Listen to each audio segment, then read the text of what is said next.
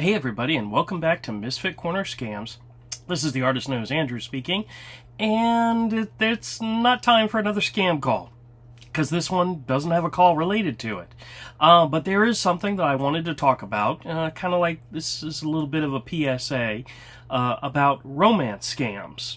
And the reason why I want to bring this up, not because I fell for a romance scam, but someone in my house did recently.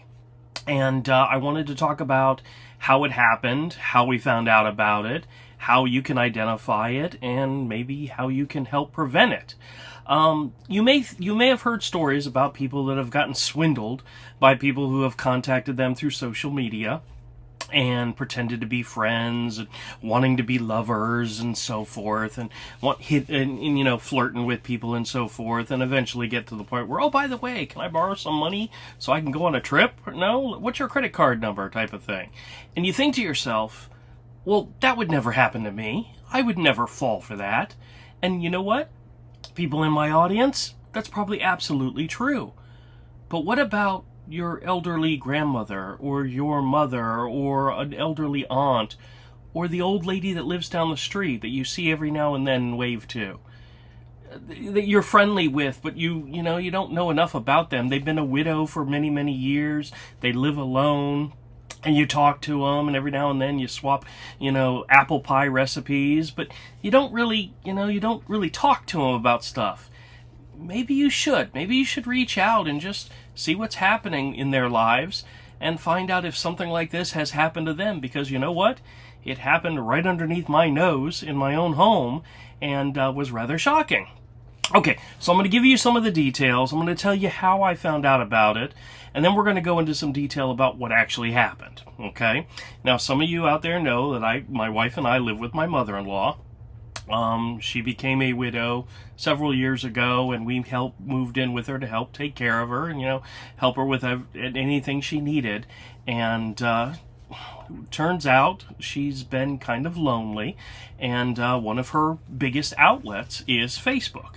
Now, I know romance scams can happen on almost any social media, whether it be Instagram or Twitter or whatnot. It doesn't matter, but this specifically is Facebook. Okay, and what happened was, my mother-in-law was in her room, and I went in to just check on her and see if she needed anything, and I noticed her purse was on her bed, and on her nightstand was her little pocketbook with her debit card and credit card, and they were out. And that is extremely unusual that she would have that stuff out and have left it out. And I asked her, I said, what happened? What's going on? What's new? And she said that she was trying to download an app on her phone. Okay, sure. What app and why? I mean, just curious. And she started to tell me the story. And it kind of freaked me out a little bit, because as she was talking and telling me what was happening, bells were like ringing off in my ear, like, oh my gosh, why didn't you realize this is crazy? But when I started digging into it a little bit further, I understood why it didn't ring off in her face like it did in mine. She said she was talking to a man, a gentleman, who lives in Africa. What? And we went on, and she told me more about it, and ultimately the guy was trying to get her to install Telegram on her phone, so that they could have more secure and private conversations. And when she was in the process of trying to download the app, which she's not very technological, she's really, when it comes to stuff like that, she usually asks for my help, and she didn't this time. I think part of her knew that this was something that she wanted to do for herself. At some point, the app must have asked either for a credit card or like for verification purposes of some type, and she was having a problem. She couldn't figure out how to put it in, or she messed up the numbers, and she actually called somebody from Telegram in order to try to get it to work, and just couldn't figure it out. Okay, so the good news is that's as far as everything went. But, of course, I'm going to keep an eye on her credit card statements, activity, make sure nothing unusual comes through. But let's get to the bottom of what happened. Now, the crazy part of this story is that this conversation that she was having with this gentleman actually had been going on for over a week. They had just been chit-chatting back and forth, talking about all sorts of stuff. And I'm going to read to you specific things that he said to her. I'm only going to read her responses if it's necessary to understand where his questions or where his conversation was going. There was a lot that I'm not going to read that she wrote just simply because it's a lot of personal stuff. But there was nothing, it was nothing bad. Nothing like where this is where I keep our treasures and our gold hidden. And this is the password into my computer. It was none of that kind of stuff. It was more about her family and her children. And she's the type of person where she can easily go in a different direction in the middle of a conversation. So sometimes it won't make any sense whatsoever. She'll be talking about the cat, and then she'll mention something she saw on the news, and then she'll talk about the fact that she just dropped something and she has to go try to pick it up. So she's all over the place. And that's the kind of conversation that you would have what is it called, where it's just like free spirited, it's just top of mind. That's the kind of conversation you would have with somebody you knew, a friend. And what I came to find out when I started asking her about this gentleman and the conversations that she'd had with him over the past week, I asked her one very simple question: what's his name? She couldn't remember. She couldn't remember because this really wasn't somebody she knew, and that's a problem. So I went back into her conversation that she had with this gentleman over the past week, and I went back to the very first thing that he wrote her. And I'm going to read it to you and share it with you. And when you see it, I'm not 100% sure this is a real person. This could have been an AI generating these words, but I think an AI would be better at understanding how punctuation works. I think it more likely it is a scammer who, of course, doesn't live in the U.S. Some of the things he wrote, some of the grammar is not. There's things that, just little things that'll pick at you as you read what he wrote, because it's just not the way you and I would say it. It's somebody from another country saying it. Now, he did say in the conversation that he lived in the Sudan, but he also said he had been in the military and was living there and had been for a little while, which to her, this is a military person, so she gives them a lot of trust, gives them a lot of respect in that simple fact that they are military-wise. So, like I said, you're going to find those little buttons to press to make her comfortable and make her open up to him. And let's dig into this. Okay, so first thing I did is went all the way back to the original post that he made to her on Facebook. And I don't know, and I asked her, how did you become friends with this person? She has no recollection of being a friend with this person. Just somehow it happened, and he sent her a private message, and they just started a conversation. Now, the first message was sent on June 8th at 9:55 in the evening. And when I reread it to her, I said, this is his opening move that he did, and you fell for it. And she honestly did not remember this statement at all, and I'll explain to you why. Okay? So, the first statement he said was, so sorry to infringe on your privacy, comma, no space. It said that a picture is worth 1,000 words, but when I saw yours, it was more than words could explain. The charming profile is irresistible, though a little personal message, but your looks tell a lot about a nice person. So I had to drop a message to this charming person with this great profile. Just wanted to know you better and to be a friend or more. Hope to hear from you sometimes. All right. Numerous red flags in that statement, okay? Number one, the grammar's not that great. The punctuation's absolutely horrible.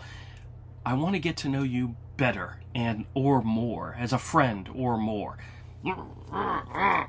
Delete, unblock, get rid of this. But this isn't the one that she remembers reading from him.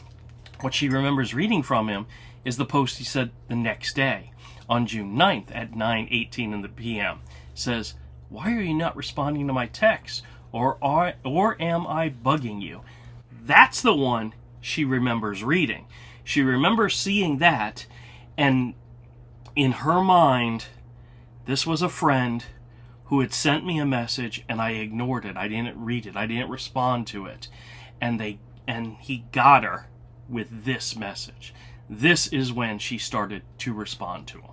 Now, her first response was totally innocent, and it was more like, oh, I'm so sorry, I didn't mean to ignore you, blah, blah. Because, again, she's thinking this is a friend, somebody she's known, and she's just responding to the message.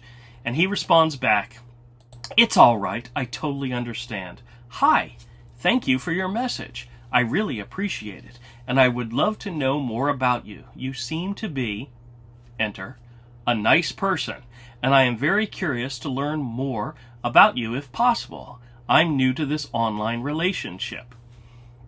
At this point, once again, blaring alarms is going off in my head reading this. But for her, it was just a conversation with somebody she thought she knew. Okay? So she responds to him, and they start chit-chatting, and then he replies back, and he tries to build and create his profile with her. He says, yeah, it helps us to get over the past and tell us we are not alone. I'm from Indianapolis, and I'm a single dad with one loving grandson. I lost my 4 years ago after suffering from the loss of my daughter and son in. Sometimes life can be so unfortunate, and I'm still trying to believe everything happened for a reason, if that's really true. Okay, now at this point, once again, the grammar, absolutely horrible. But I think at this point she had mentioned that she was a widow. And he jumped on that to say, hey, me too. I'm in that same type of situation. I'm just like you. So we should continue talking. And you see how easy it is to get somebody's trust. Just sometimes all you have to do is repeat what they say to you. Or say you're in the same circumstance as the person you're talking to. That way they can relate to you. And then they start to open up. All right. Now this is where it starts to get a little creepy for me to read. Because he starts talking to her, and it's in that flirty, I'm really just looking for love type of way. And I have a hard time imagining that for somebody who I know who's elderly. And you don't think that your grandparents or your elderly people in your life can have relationships like that. And some of them really want to. But in your mind, if you're a younger person, you just don't, it's hard to understand. So this is where it starts to get creepy for me. This is like with the Screw and Share calls with Glenn, where he's pretending to be Betty, and the scammer is calling him baby or honey or my beloved. It's just creepy. But he says, I want to let my life start again, and that is why I'm now, enter, looking for a woman who will always love each other and be together for the rest of our lives. And that is why I am on dating sites. For the person I love, I will always be loyal to her and respect her opinion of my beloved, but still have a lot of room in my heart for the woman of my life. I hope that has told you a lot about me. I will be waiting to read from you as well to get to know more about you. Whew, really creepy. Yeah, okay. So the conversations go back and forth a little bit, where she often tells him like a little bit about her life, a little bit about her day, what's happening with her day, and she mentions the cats and the dog a lot, and that's okay. But just the fact that he's looking for love is kind of creepy. All right, so now we're going to go back to him, flirting with her. He says, wow, you are much older than I thought, and you don't look 74 to me. I'm 69, which, by the way, his profile picture did not look like he was 69. Looked like he was a lot younger, but that's okay. That's not here or there. Hope you are okay with it. And she responded, Mary Kay. And he goes, what's that? She says, Mary Kay is makeup. And he goes, ha ha. So do you mean the Mary Kay is keeping you young? Anyway, you look beautiful. She says, yes, as long as I remember to smear it on. What do you like to do for fun? I enjoy genealogy, history, and looking at interesting places. Thank you. So, once again, I'm going to read her responses that actually kind of, keep the story flowing. But she actually was reaching out to him to find out more about him as well. He had built that up into her, that he was somebody who wanted to share information, and she was interested.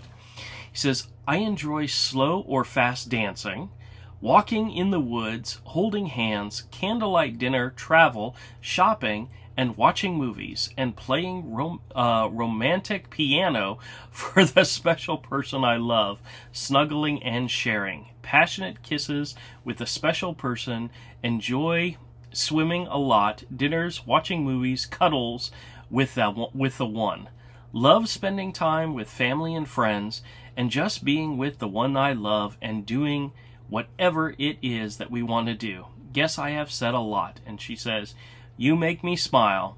When we took dancing lessons, none of the men wanted to dance with me.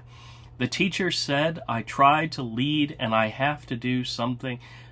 I have no sense of timing. LOL.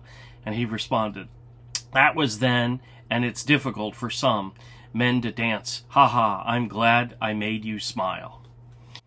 Alright, once again, so creepy. Alright, and then he delves into more creepy stuff. He says, the type of person I am interested in is a woman who can laugh, be playful and lighthearted, one who is motivated and ambitious, intelligent and self-confident. I enjoy meaningful conversations in addition to plain old good fun. I'm basically very positive person who also loves humor and laughter and would like somebody with an adventurous spirit and a positive attitude and can see the funny side of life. Someone who is open and willing to learn new things. I like to share things I've learned and am open to learning new things as well. And says, we both have gone through so much and I feel like I relate to you on a much higher level than I have ever felt before. We have the same interests and the same likes. I know I'm not perfect. I am an honest, sincere, and true, and I have a lot of love to give if you are willing to be on the receiving end. And then she said, where are you? The time zone seems to be the same. Is it just a fluke of the clocks? And this is where he reminded her that he's in the Sudan. Alright, now this is where he starts to set up the next part of the scam.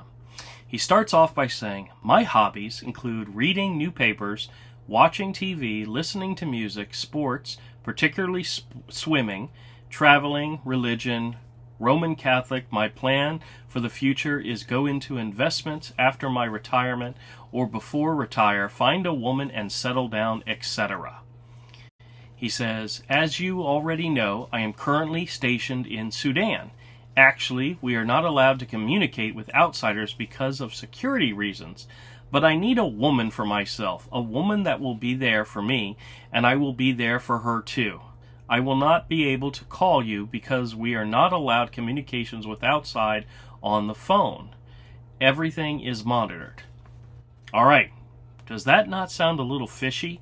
Now, at one point in the conversation, he said he was in the National Guard, I think is what he said.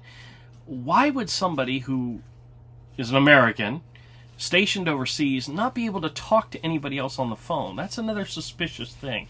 So this is where he's going to start suggesting some other way in order for them to communicate. Then he says, can we chat somewhere secure and private due to insecurity here in the Sudan? And she said, well, what do you suggest? And he asked, do you have Telegram? Of course, she said no. And he says, can you install it? And this is the point where she attempted to do it. It didn't work. She called the company in order to try to figure it out. Still couldn't figure it out. And then I came into the picture. Who knows what could have happened had she downloaded and installed the Telegram app on her phone and have been continuing to converse with this guy. I immediately unfriended him, blocked him, and reported him after I got involved. But this is something that it wasn't that she was keeping it as a secret, but this was something that she thought she had. She had a connection with somebody. And it was, for her, it was fun. It was interesting. She was talking to somebody who had a lot of qualities that she liked, having no idea that she was talking to a scammer, somebody who was going to eventually try to take advantage of her. Bottom line, guys, these guys are creepy. They're gross, and it's insane what they're trying to do. But it's probably happening more often than you think, than you know. You probably have elderly people in your life that this is happening to, or if it is happening to you, please be aware of it. I went through, with her permission, I went through her messaging app on Facebook and found at least 2 other instances where strange men had reached out to her, and their opening line was, "Hi, I saw your profile pic, you're really beautiful," and wanted to chat. In both cases, she ignored them. With this one, she started the conversation, but it was only because of that second message that implied to her, a friend reached out, I ignored it, I should respond. So that's how he got her. That's how we got her to start communicating with her. And like I said, it went on. This was, I talked to her about this on the 16th. This started on the 8th. So it had been a little over a week that she'd just been chit-chatting back and forth with the guy, telling her about her day and what was going on. And it's just scary at how easy it is to do this. So, bottom line, I know this is a long, drawn-out story, but these are things that are happening in our world right now, where strange people, most likely in other countries, there's a good chance this might be a 15-year-old kid, you know? Or this could be an AI trying to just responding to her responses. You know, it could be anything, but the bottom line is they wanted to redirect her to a more secure product, app, in order to continue the conversation. And the funny thing is I don't know enough about Telegram. I did a little bit of research only to find out that it's a free app. So why would she have needed her credit card in the first place? I don't know. But the bottom line is, please, guys, be aware this crap goes on all the time. Be aware when you get messages from people on Facebook, Instagram, Twitter, whatever it is, text message, whatever it is, that there are people out there who are not what they say, and all they want to do is just start a conversation with you. All they want to do is just talk to you. You know, tell me about your day. Oh yeah, I have similar experiences. Oh, by the way, let's talk someplace more private. And oh, by the way, you know, give me your credit card number. You know, help me buy a plane ticket to the U.S. type of thing. Because you know that was going to happen. That was what was coming next. All right. I love my mother-in-law. She's a wonderful lady. I don't like to see her taken advantage of. And she felt really bad when I started reading some of these chats to her, and said, do you not realize what this person is trying to do, what they're saying to you? I mean, go back to that very first one, you know? Love the woman, but she's going to be the death of me. All right, everybody. Thank you guys for listening to my rant. But just once again, if you have people in your life reach out, you know, let them know that this kind of stuff happens all the damn time. It's happening right behind your back, right where you're not even looking. It could be happening to you too. Be on the lookout. And if somebody reaches out to you and they start conversations like this, tell somebody. Don't just say, "Oh, this is my little private thing," because eventually it's going to go bad. It's going to break bad and you're going to lose. So just be aware. All right, everybody. Thanks a lot. I'll catch you next time. And, something more to talk about on the live streams. Good night, everybody. Hey, everybody, and thanks a lot for checking out the video. If you like the content, click the subscribe button and hit the bell for notification. Leave us a comment. Let us know what you think. Thumbs up, thumbs down, either way, and we'll catch you all next time.